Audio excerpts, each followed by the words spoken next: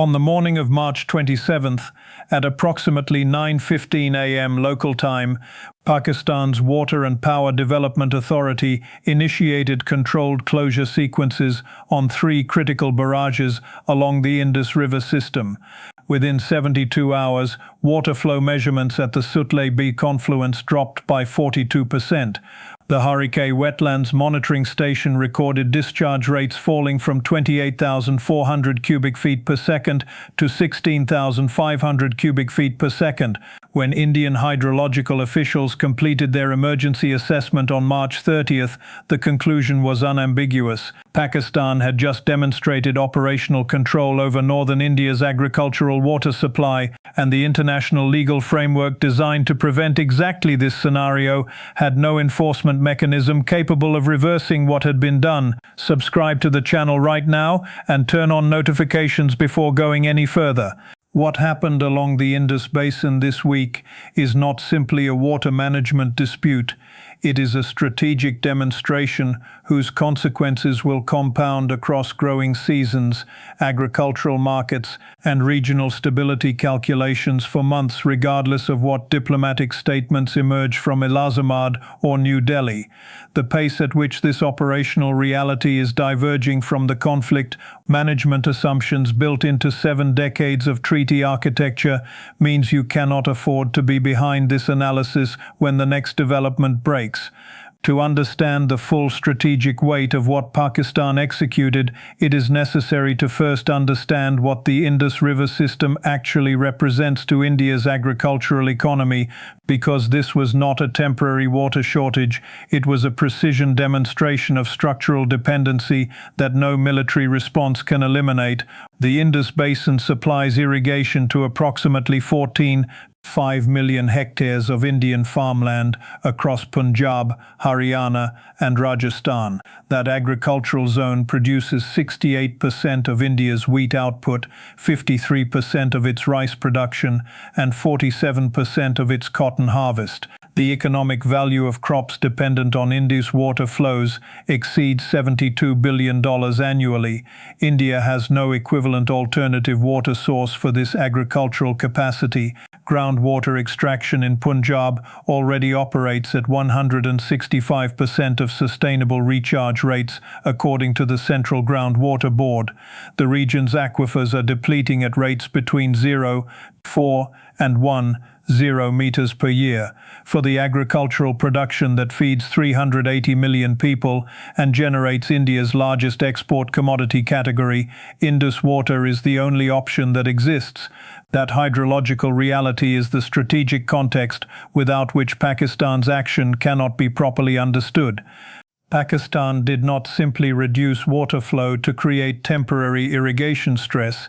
It demonstrated that the geographic and infrastructural control it possesses over headwaters can be exercised at will, and the international legal system designed specifically to prevent this scenario has no coercive enforcement capacity when one party decides the political calculations favor unilateral action. The technical execution reveals planning that extended months before the March 27th implementation. According to sources within Pakistan's Indus River System Authority, the coordinated barrage closures required synchronization across the Tansa barrage on the main Indus stem, the Trimu barrage on the Chenab tributary, and the Sulamanki barrage on the Sutlej. Each structure's closure sequence was calibrated to reduce downstream flow while maintaining sufficient water in Pakistan's own canal systems to avoid domestic agricultural disruption. The Tansa closure reduced main stem flow by 38%. The Trimu action cut Chenab contributions by 41%. The Sulamanki barrage restrictions dropped Sutlej discharge by the 42% that Indian monitoring stations recorded downstream. The 3 actions were not independent water management decisions.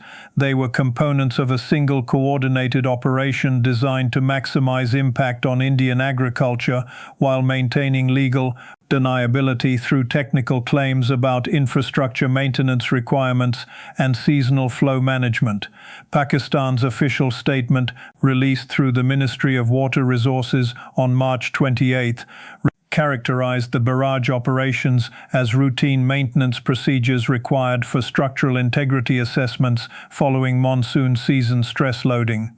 The statement referenced specific technical protocols from the Indus Waters Treaty requiring periodic infrastructure inspection and cited historical precedents for temporary flow reductions during maintenance windows. The language was procedurally correct. The timing was strategically calculated. India's Rabi crop season reaches peak water demand in late March and early April. Wheat, mustard, and chickpea cultivation at critical growth stages requires consistent irrigation during exactly the window when Pakistan initiated its barrage closures. The maintenance justification provided legal cover, while the operational timing maximized agricultural disruption. Now to the question that hydrological engineers and international water law specialists are examining with increasing urgency: why did the Indus Waters Treaty fail to prevent this scenario? The treaty, signed in 1960 and facilitated by the World Bank, was specifically designed to allocate water resources and prevent exactly this kind of unilateral action. The framework assigns the three eastern rivers, Sutlej, Beas, and Ravi, to India for unrestricted use, while allocating the three western rivers, Indus, Jhelum, and Chenab, to Pakistan. The treaty includes detailed provisions for data sharing, inspection rights, and dispute resolution through a permanent Indus Commission. Those mechanisms have operated for 64 years. They detected Pakistan's barrage operations, they documented the flow reductions, they initiated the dispute notification procedures outlined in treaty annexes. Not one enforcement action resulted. The failure was not procedural neglect, and it was not a treaty interpretation dispute. It was the exposure of a structural limitation built into international water law itself. The Indus Waters Treaty contains no enforcement mechanism beyond diplomatic negotiation and international arbitration. Pakistan's actions technically remain within the treaty's language because the framework allows temporary flow variations for infrastructure maintenance, seasonal management, and emergency operations. The treaty specifies notification requirements and data sharing protocols, but it contains no provisions authorizing coercive intervention when one party determines that strategic calculations justify pushing treaty flexibility to operational limits. India can file formal objections through the Permanent Indus Commission. It can request World Bank mediation under treaty dispute resolution procedures. It can pursue International Court of Justice arbitration through established channels. None of these processes can reverse the agricultural damage occurring during the weeks and months required for diplomatic and legal procedures to advance through institutional stages. This is the gap between international law's procedural architecture and operational reality that Pakistan's water offensive was designed to exploit. The treaty exists. The monitoring systems function. The dispute resolution framework operates exactly as designed, and India's agricultural sector continues experiencing irrigation deficits that compound daily, while legal processes advance through stages measured in months and quarters rather than the days and weeks that growing seasons require. If this channel is giving you the analysis this situation deserves, the kind that explains mechanisms rather than just reporting diplomatic statements, subscribe now and share this video with anyone trying to understand what is actually happening behind the official characterizations. When the next phase of this water strategy becomes operational, when the agricultural damage assessment reaches scales that market responses can no longer contain, when the diplomatic positioning shifts to reflect what the operational reality has already demonstrated, the analysis will be here. The economic consequences of what is happening hydrologically have now reached a scale that extends far beyond bilateral India-Pakistan tensions and into global agricultural commodity markets that determine food prices for populations with no direct connection to South Asian geopolitics. And understanding the specific mechanisms by which this water conflict is generating those consequences is essential to understanding why they will not resolve quickly, even if Pakistan Pakistan reverses barrage operations tomorrow. India's wheat production for the 2025 to 2026 crop year was projected at 112.4 million metric tons before the Indus flow reductions began.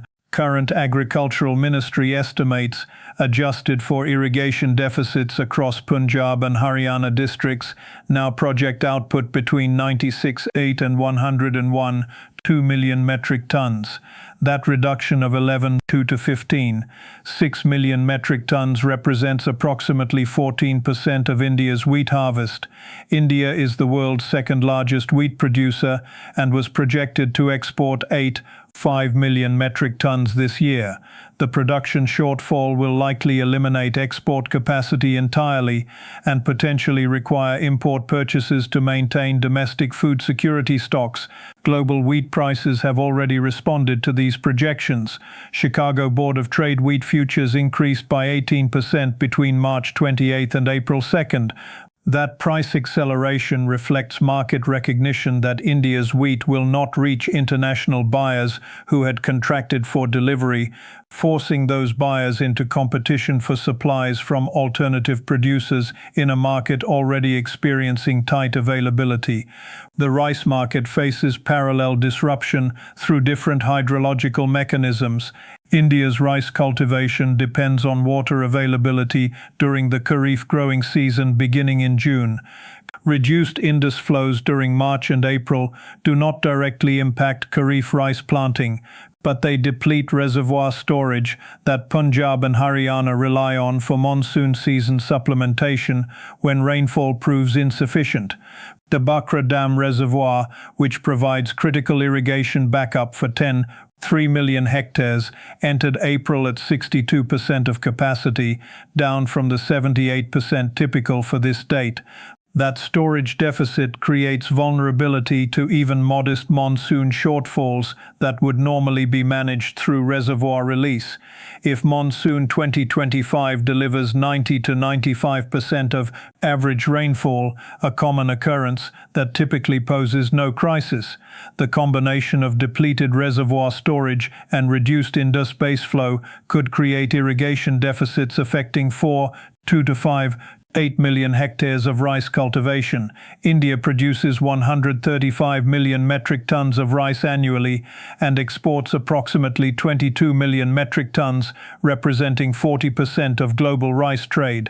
Production disruptions of even 8 to 12% would remove 3 million metric tons from export availability, forcing importing nations across Africa and Southeast Asia to compete for supplies in markets without surplus capacity to absorb India's shortfall.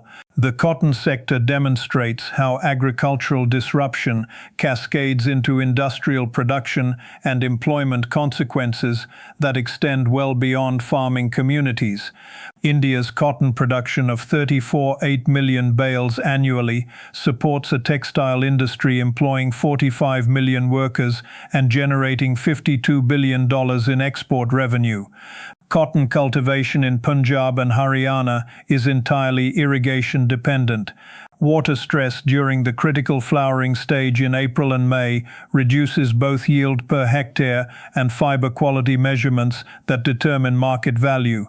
Current assessments project cotton production declining by 2.8 to 3.4 million bales if irrigation deficits continue through mid-May. That reduction translates to approximately 540,000 metric tons of cotton fiber unavailable to Indian textile mills. Mills operating on contracted orders for European and American buyers face raw material shortages that cannot be offset through domestic purchases because the supply reduction is absolute rather than a price-driven allocation problem. The response options are stark: import cotton at prices 22 to 28% above domestic costs, accept contract penalties for late delivery or order cancellations, or reduce production schedules that create unemployment across mill towns throughout Gujarat, Tamil Nadu and Maharashtra. These agricultural and industrial consequences generate fiscal pressures that compound into national budget calculations. India's agricultural subsidies, including fertilizer support, minimum support price programs, and crop insurance payouts, total approximately $43 billion annually. Crop failures and reduced yields triggered by irrigation deficits will increase insurance claims by an estimated $2 to $8 billion, while simultaneously reducing the tax revenue generated by agricultural sector income. The government faces simultaneous pressure to increase support spending while revenue from the affected sectors declines.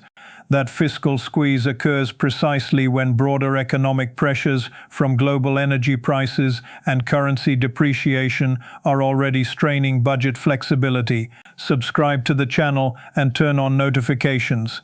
When the next stage of this water strategy becomes operational, when Pakistan's calculations about international response limitations prove correct or incorrect, when the agricultural damage reaches scales that create political pressure Delhi cannot manage through diplomatic statements alone, the analysis will be here.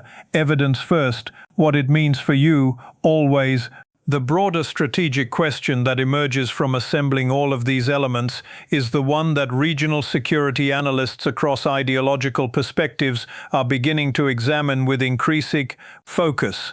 Can the international legal architecture built during the Cold War era manage resource competition in an age when climate change intensifies scarcity while geopolitical tensions reduce the diplomatic flexibility that treaty compliance historically relied upon? The Indus Waters Treaty was negotiated during a period when both India and Pakistan viewed water primarily as an agricultural and developmental resource rather than a strategic weapon.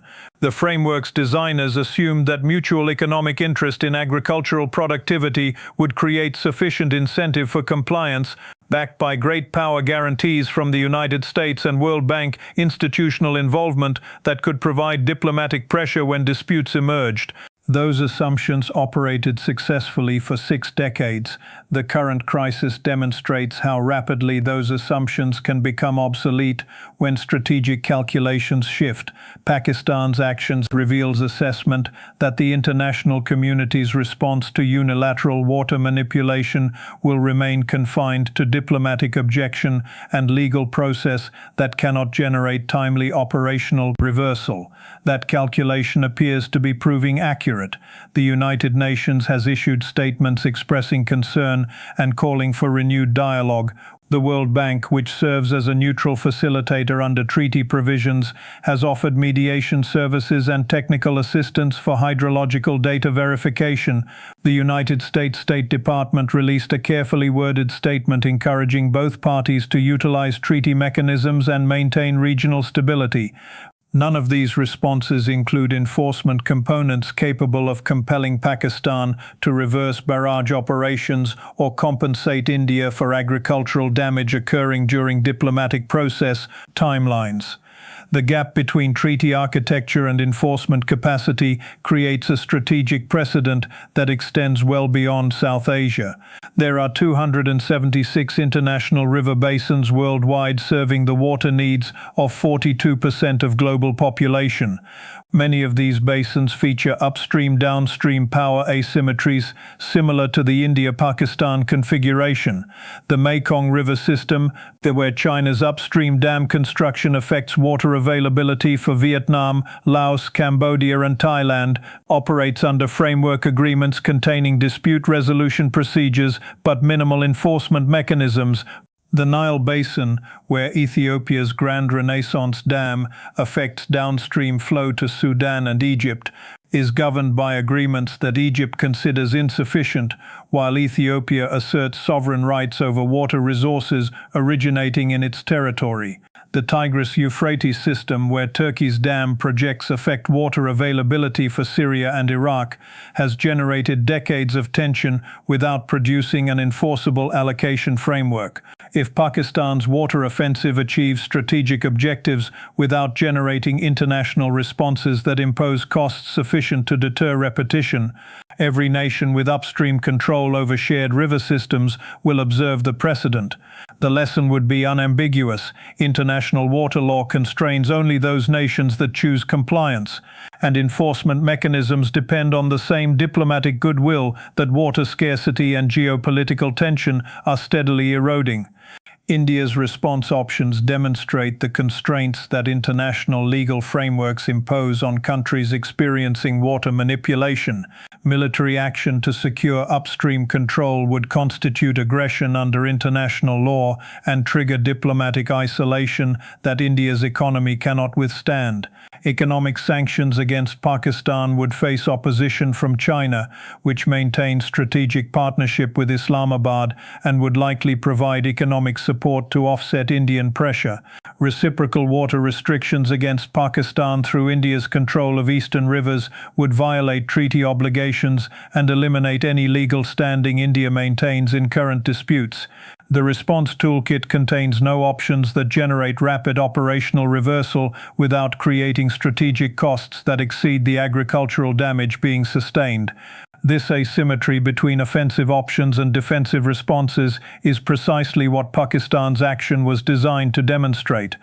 The operation succeeded not because it destroyed Indian agriculture permanently, but because it proved that temporary disruption can be executed with minimal international cost. The barrage closures will eventually be reversed. Water flows will return to treaty-specified levels. Agricultural production will recover in subsequent seasons. But the demonstration effect remains. Pakistan established that it possesses operational control over India's food security, that international law provides no enforcement mechanism capable of preventing seasonal disruptions, and that India's response options remain constrained by the same international frameworks that failed to prevent the initial action. The long-term implications extend into climate change scenarios that will intensify water scarcity across the Indus Basin, regardless of political tensions. Glacial melt rates in the Himalayan headwaters are accelerating, with projections indicating 15 to 25% reduction in dry season water availability by 2050. Both India and Pakistan will face absolute water scarcity rather than allocation disputes. The cooperative frameworks required to manage that scarcity depend on trust and institutional credibility that Pakistan's March offensive has severely damaged.